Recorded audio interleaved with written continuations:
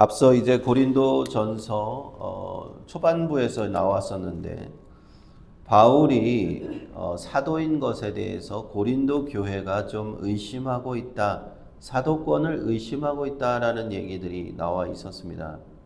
이제는 이제 9장에 와서 본격적으로 바울이 그 문제를 꺼냅니다. 내가 자유자가 아니냐, 사도가 아니냐라고 했습니다. 사도가 되는 공식적인 조건은 예수님께서 공생애 때에 직접 부르신 사람 12명의 사도가 이제 공식적인 사도가 되는 것이고, 예수님의 공생애를 함께 했어야 되고 예수님을 만난 사람이어야 되고, 그런 조건이 있었습니다.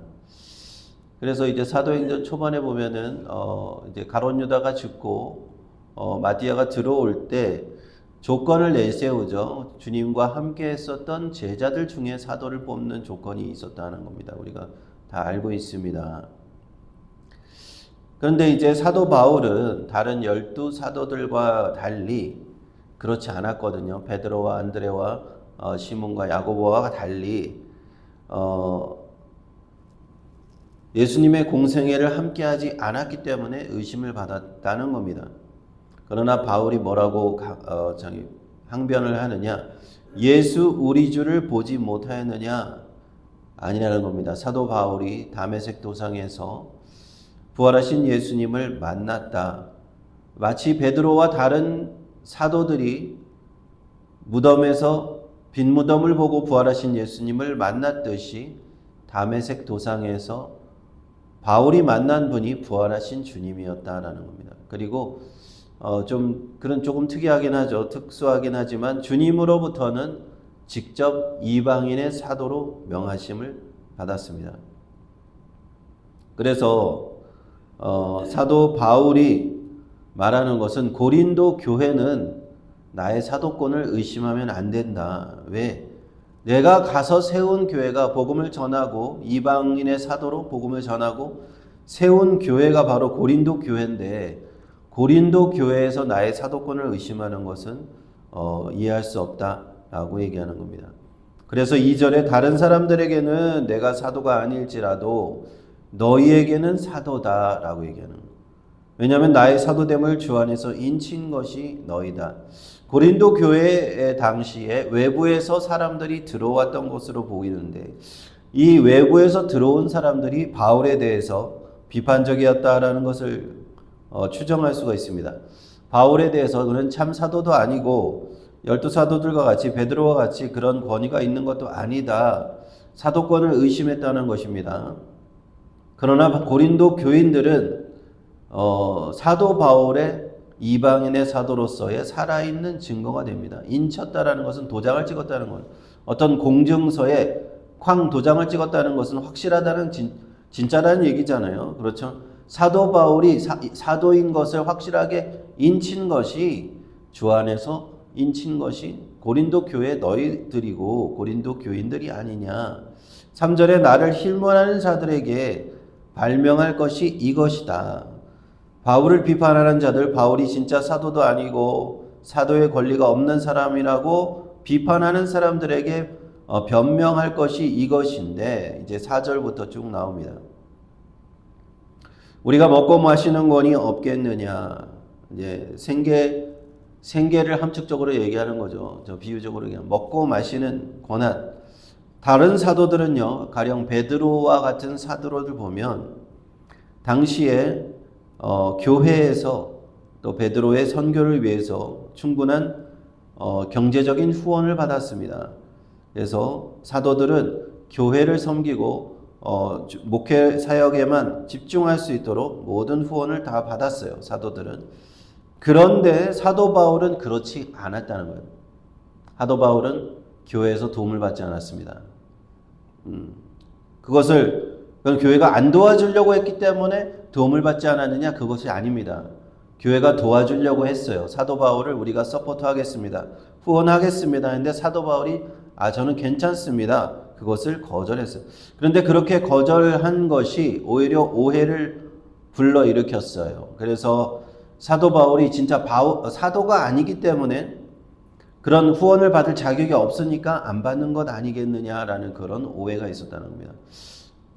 그리고 또 이제 바울은요, 결혼을 하지 않았잖아요. 결혼을 하지 않고 독신으로 이제 주님을 섬겼는데, 다른 사도들은, 베드로와 같은 다른 사도들은 또 결혼을 했단 말입니다. 그래서 교회 안에서 이런 바울과 다른 사도들과 비교해 볼 때 바울은 사도권이 의심스럽다라는 주장이 나온 겁니다.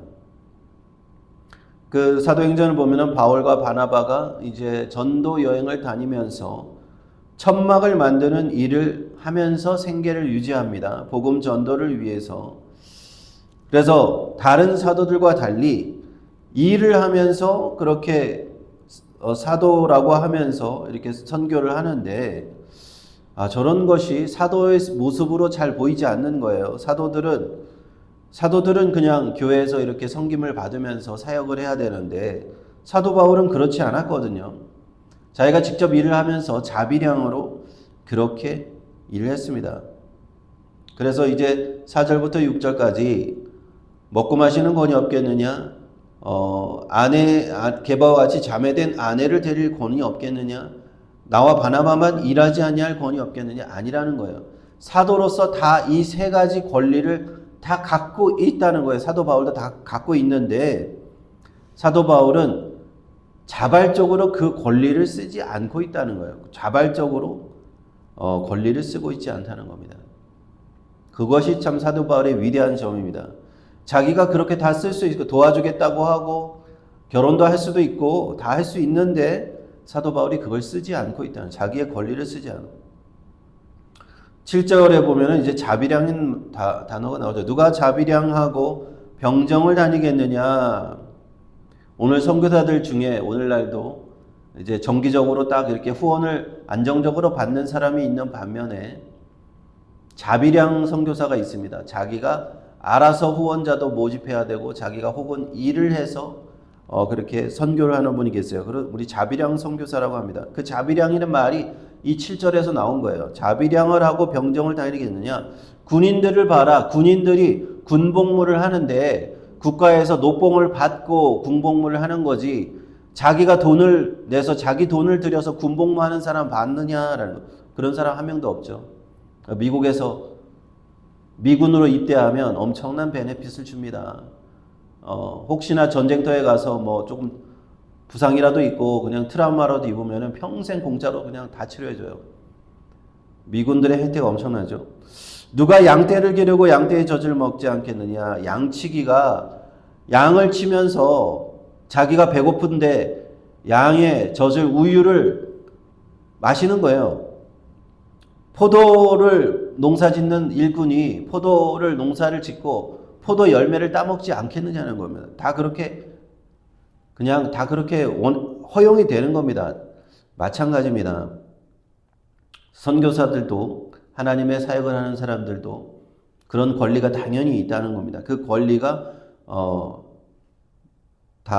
이렇게 말씀의 8절에서 10절에 율법에도 그 권리에 대해서 자세히 나온다라고 하면서 이제 쭉 얘기하는데, 신명기 25장 4절을 이제 인용하면서 얘기합니다. 거기에 신명기 25장 4절에 보면 소가 이제 추수 때 곡식을 떠는 그런 일을 하잖아요. 그래서 소가 그것을 이제 곡식을 이렇게 탈곡하는, 고대에는 그런 식으로 이제 탈곡을 해서, 요즘엔 기계가 다 하지만, 그런 곡식을 떠는 소에게 망을 씌우지 말라 그랬어요. 입에다가 망을 씌워서 소가 곡식을 못 먹게 하지 말라는 거예요. 그게 신명기 25장 4절입니다. 소가 힘들게 일을 하면서 망을 씌우면 아무것도 못 먹잖아요. 그러면은 그 소가 얼마나 불쌍합니까? 자기는 힘들게 일하는데 눈앞에 먹을 것이 있는데, 소가 제일 좋아하는 게 그 곡식단을 제일 좋아하는데, 미국에서도 그 건초, 곡식을 이제 다 이렇게 탈곡하고 남은 그 대를 건초라고 하잖아요. 그것을 가지고 이제 미국에서 엄청나게 농사를 짓는 사람들이 많은데, 소가 그것을 제일 좋아하는 것인데 그것을 망을 씌워서 먹지 못하게 하지 마라. 그게 신명기 25장 4절인데, 소뿐만 아니라 그 말씀이 이 하나님의 종들에게도 해당된다는 겁니다. 하나님의 사역자들, 복음 전도자들도 그 사역을 하면서 하나님이 채워주시는 그 후원해 주시는 교회로부터 후원받는 그러한 생활비로 생활을 하라. 이것이 성경에 나와 있다는 겁니다. 그래서 그것을 가지고 소망을 가지고 과연 우리를 위하여 말씀하시는 것이다. 하나님의 종들을 위해서 하나님의 사역자들을 위해서 기록하신 사실 말씀이다. 밭가는 자들은 소망을 가지고 곡식 떠는 자들은 함께 얻을 소망을 가지고 한다라는 겁니다. 사도 바울을 사도권을 의심하는 자들이 있었다는 겁니다. 그런데 사도 바울은 자신이 괜히 의심을 받는 그런 자기의 권리를 쓰지 않음으로써 오히려 의심을 받는 상태가 되었어요. 이방인의 사도로서 일하지 않을 권리도 있었고 결혼할 권리도 있었고 경제적으로 다 후원받을 권리도 있었지만 사도 바울은 다 그걸 자발적으로 포기합니다. 자발적으로 포기하고 자비량으로 선교를 했습니다. 그래서 사도권을 의심받고 있었는데 사도 바울은 오늘 고린도전서 9장에 자기의 어쩔 수 없이 고린도 교회를 향해서 이것을 항변하는 겁니다. 변명을 하는 것이죠. 사실은 이것을 내가 다 자발적으로 포기한 겁니다. 거기서 사도 바울의 위대함이 나타나는 겁니다. 모든 사람들은요, 자기의 권리를 다 쓰고 싶어 해요. 자기의 권리를 요만큼이라도 안 남기고 다 쓰려고 합니다. 자기의 권리를 포기한다는 것 쉽지 않은 일이죠. 권리보다 더 쓰려고 하죠. 자기 권리를 포기하려는 사람은 없습니다. 그러나 사도 바울은 왜 권리를 포기하려고 했느냐? 주의 복음을 위해서 그랬다는 거예요. 주의 복음을 위해서. 그리고 내가 권리를 포기하면 그것이 하나님 보시기에 나의 상급이 될 것이다 라는 겁니다. 예수님의 말씀이 그렇게 말씀하셨죠. 너희가 이 땅에서 대접받을 거 다 대접받고 칭찬받을 거 다 칭찬받고 이 땅에서 다 받고 나면 하나님 나라에 상이 있을까? 예수님께서 하신 말씀이에요. 하늘에서 내릴 상이 없다. 이미 상을 다 받았는데 사람들에게 칭송도 받고 이 땅에서 대접도 다 받고 그렇기 때문에 더 이상 하나님 나라에서 줄 상이 없다라고 말씀하셨어요. 사도 바울은 그것을 잘 알고 있었거든. 그래서 내가 이 땅에서 어떻게든 좀 더 주님을 위해서 헌신하고 나의 권리라도 좀 포기하고 그렇게 살아야겠다. 그렇게 주의 일을 해야겠다라고 얘기한 것입니다. 그래서 우리가 사도 바울의 정신을 오늘 말씀을 보면서 우리는 본받을 필요가 있습니다. 이 땅에서 자기의 권리를 다 쓰지 않는 것 억울한 것이 아닙니다. 사도 바울 보면 억울해할 수도 있는데 사도 바울은 전혀 억울해하지 않아요. 대접 덜 받고 칭찬을 좀 덜 받고 남들이 좀 알아주지 않아도 나는 주님을 위해서 수고하고 봉사하고 복음을 전파하고 주의 일을 하는 것 주님이 보고 계시기 때문에 하나님이 보시기 때문에 하늘나라의 상급으로 쌓이고 있구나 하면서 더 기뻐하는 줄로 믿습니다.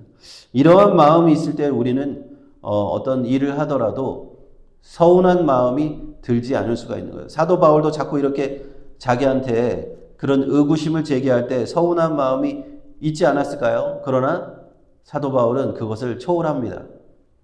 주님께서 알고 계시는데 사람들에게 내가 서운할 필요가 뭐가 있습니까? 우리가 이러한 사도 바울의 말씀을 가지고 오늘도 주님과 동행할 수 있기를 주님의 이름으로 축원합니다. 기도하겠습니다.